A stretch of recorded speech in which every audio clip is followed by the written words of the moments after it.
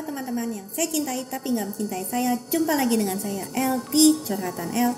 Teman-teman, jumpa lagi dengan alur cerita kesayangan kita semua, Sumatsu no Harem. Tapi nih teman-teman, kali ini ada yang berbeda dari biasanya. Kali ini El akan membawakan alur cerita Sumatsu no Harem ini dengan tidak ada yang ditutup-tutupi. Jadi begini, tetot, nggak akan ada yang ditutupi asalkan nih teman-teman sekarang juga tekan tombol join. Jadi untuk teman-teman yang sudah menekan tombol join dan menjadi member, teman-teman akan menonton alur cerita ini dengan versi yang tidak ada yang ditutup-tutupi. Jadi teman-teman, tanpa menunda-nunda dan tanpa menunggu-nunggu, langsung saja kita lanjutkan ke alur ceritanya. Doi selamat dari ledakan di sekolah dan sedang dirawat di rumah sakit. Sunka, Natsu, dan Akira pun menjenguknya. Karan pun menjelaskan kepada Doi kalau dia memang bukan satu-satunya laki-laki yang masih hidup. Ada 4 laki-laki lainnya yang sudah dibangunkan dan ada banyak lagi yang masih dibekukan. Jadi jangan GR dulu. Walaupun Doi bukan satu-satunya, tetapi Karen menjamin kalau Doi tidak perlu bersaing dengan laki-laki manapun untuk mendapatkan ciwi yang ia inginkan. Karen mengajaknya bekerja sama. Apabila Doi mau bekerja sama dengannya, maka Doi akan tetap terus hidup dalam kehidupan genjotnya. Dan Doi pun setuju untuk menaati apapun yang Karen inginkan asal dia masih bisa menggenjot. Karen pun menjelaskan kalau ia berencana untuk membawa Doi keluar dari kota Keimon dan pindah ke Tokyo. Karen ternyata sangat berambisi untuk menjadi nomor 1 di dunia. Ia ingin menggunakan Doi untuk mencapai tujuannya, yang dimulai dari menjadi ketua organisasi UE. Di sisi lain, kelompok wanita-wanita penentang UE pun, yang salah satu anggotanya adalah Erisa, pun mulai bergerak. Erisa ternyata adalah anggota grup Izanami. Erisa telah lama meneliti virus MK ini. Ternyata organisasi UE lah yang menciptakan virus MK untuk melenyapkan seluruh laki-laki dan menciptakan dunia yang seluruh isinya adalah wanita. Namun karena bingung teman-teman, kalau dunia ini seluruh isinya adalah wanita, terus mau genjotnya gimana? Bahkan sesuatu yang enak di dunia ini akan dihapuskan dari muka bumi ini kalau tanpa adanya laki-laki. Oleh karena itu lahirlah kelompok Izanami. Mereka adalah kelompok yang masih memperjuangkan keberadaan para pria. Walaupun mereka sangat tertutup seperti ini teman-teman, tetapi ternyata mereka mempunyai tujuan yang sangat-sangat baik. Mereka ingin melindungi kaum laki-laki dari kehancuran.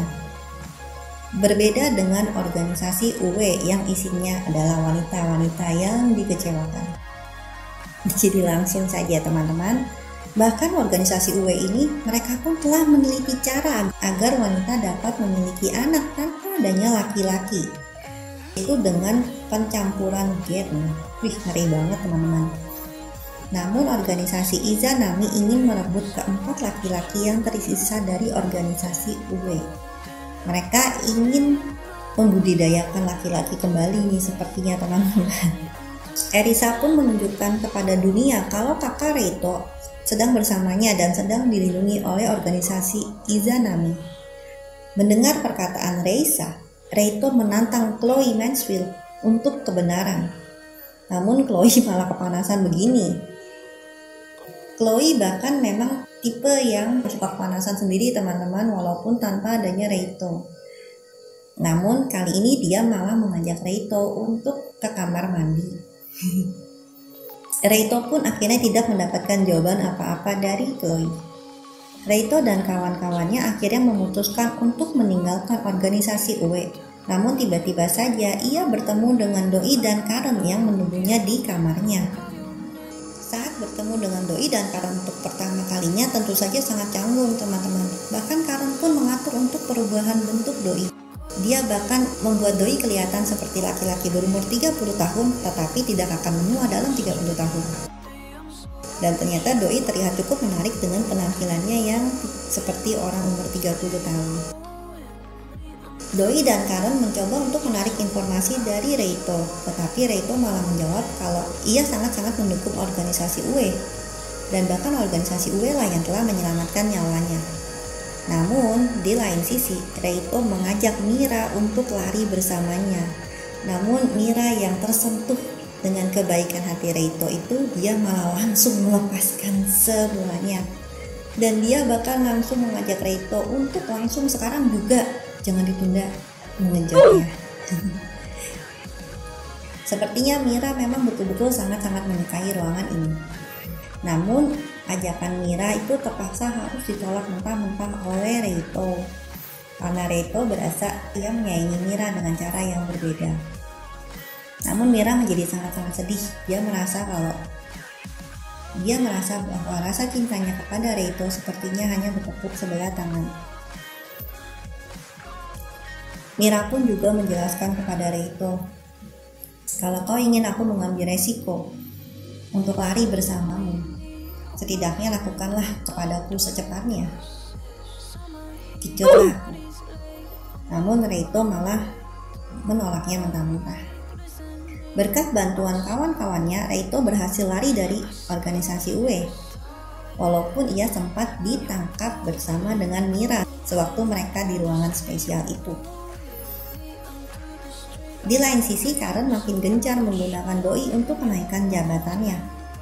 Namun, di saat yang bersamaan, Katagiri telah mempersiapkan segalanya untuk membantu Reito keluar dari Jepang walaupun harus mengorbankan dirinya dan Mira. Kapal feri pun siap mengangkut Reito dan kawan-kawannya ke Taiwan. Ada anggota Izanami yang ikut membantu mereka melarikan diri. Di lain sisi, Hino si nomor 1 menolak kabur bersama Reito. Walaupun ia sekarang tidak bisa lagi menunggu, namun ia tetap setia untuk para ciwi-ciwinya yang masih menunggunya. Bahkan Chloe pun membuat peraturan baru, kalau hanya Doi yang boleh memilih partner kedua. Dan Doi sepertinya tertarik dengan artis kesayangan Hino ini. Doi dengan wujud dewasanya betul-betul tambah ahli mengejar. 3 ciwi kesayangan Doi pun tidak sabar ingin terus digejar. Memang Doi ini sangat-sangat ahli teman-teman, sekali mendayung 30 lautan masuki. Yang tidak mereka semua tahu, Chloe yang tidak suka ini sudah siap untuk melenyapkan semua laki-laki yang tersisa. Mungkin dengan banyaknya semua laki-laki, ia bebas untuk tidak mengenakan apapun teman-teman sehari-harinya. Di lain sisi, tibalah saat Reito dan kawan-kawannya di Taiwan. Dan akhirnya saat yang ditunggu-tunggu kita semua tiba. Reito bertemu dengan yang satu ini teman-teman. Ia memang tak kalah cantik walaupun sudah terlihat berumur. Tidak lain adalah Reisa. Walaupun ia tidak terlihat seperti 5 tahun yang lalu, namun rasa cinta Reito tidak berkurang sedikit pun dengannya. Mereka berdua kembali mengingat masa-masa lalu yang sangat-sangat indah. Dan mereka pun kembali ingin menciptakan obat untuk menyembuhkan virus MK bersama-sama. Namun teman-teman, sayangnya anime Suumatsu no Harem ini memang berakhir di episode 11.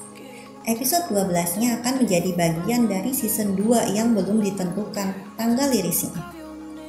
Jadi teman-teman, menurut kalian, apakah yang akan terjadi selanjutnya? Apakah Mira akan baik-baik saja? Dan apakah Katagawa juga akan selamat di tempat penangkapan oleh organisasi UE? Teman-teman, apakah virus MK akan ditemukan obatnya? Teman-teman, bagi teman-teman yang menyukai alur cerita anime kali ini, jangan lupa untuk tekan tombol subscribe dan like-nya. Namun, bagi teman-teman yang ingin melihat sesuatu yang tanpa ditutupi, jangan lupa langsung mengklik tombol join-nya ya teman-teman. Terima kasih atas teman-teman yang selalu mendukung L hingga sampai pada saat ini. Untuk teman-teman yang selalu mendukung L berharap agar teman-teman segera mengklik tombol join-nya untuk terus mendukung L. L akan selalu memberikan yang lebih baik lagi untuk teman-teman semua. Terima kasih. See you.